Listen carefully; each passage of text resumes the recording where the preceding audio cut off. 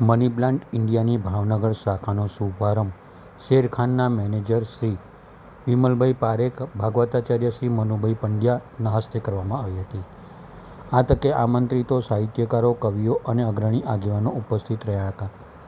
આમંત્રિતોનું સ્વાગત money plant ઇન્ડિયાના CEO Shri Paritosh Pandya, Shri પ્રમોદભાઈ પંડ્યાએ અને આપણે બધા એ પ્લાન્ટના ભાગીદાર બનશે. આપણા વતી નાના નાના છોડવા આપણે એમને રોપવા આપશું અને એ આપણને એક જંગલ રૂપે રિટર્ન આપશે.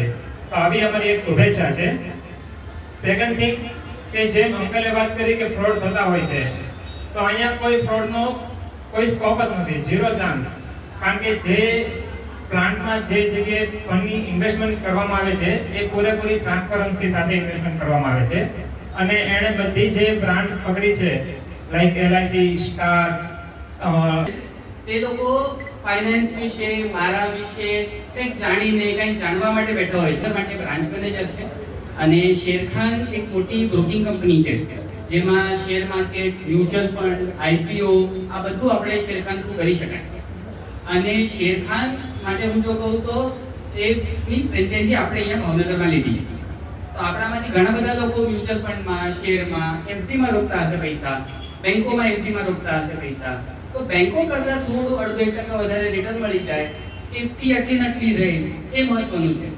મેં જ્યારે મારો બિઝનેસ સ્ટાર્ટ કર્યો ત્યારે મને મારા ગુરુએ એક વસ્તુ શીખવાડેલી કે પરિતોષ, જ્યારે ક્યારે કોઈનો પણ પૈસો આપણે ઇન્વેસ્ટ કરવાનો તો એવી રીતે વિચારવાનું કે એ આપણા પપ્પાની છેલ્લી મૂડીનો પૈસો છે.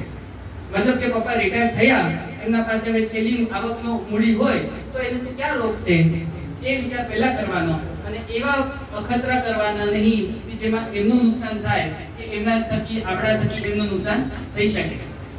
એવી રીતે જર્ની સ્ટાર્ટ કરી મુંબઈમાં 2018માં મની પ્લાન્ટ તરીકે આપણે નામ જોયું. પછી ધીમે ધીમે વડીલોના આશીર્વાદ અને તમારા બધાના સહકારો સાથે આપણે ત્યાં આગળ અરાઉન્ડ 450 કરોડ જેવું ફંડ મેનેજ કરીએ છીએ મુંબઈના ક્લાયન્ટ્સને. 500 આસપાસની ફેમિલીઝ છે આપણા પાસે અને મુંબઈમાં, નવી મુંબઈ સ્થિત આપણી બ્રાન્ચ છે. 6 જણાનો સ્ટાફ છે ત્યાં અને ચાલે છે. મ્યુચ્યુઅલ ફંડ કરીએ છીએ આપણે, SIP કરીએ છીએ.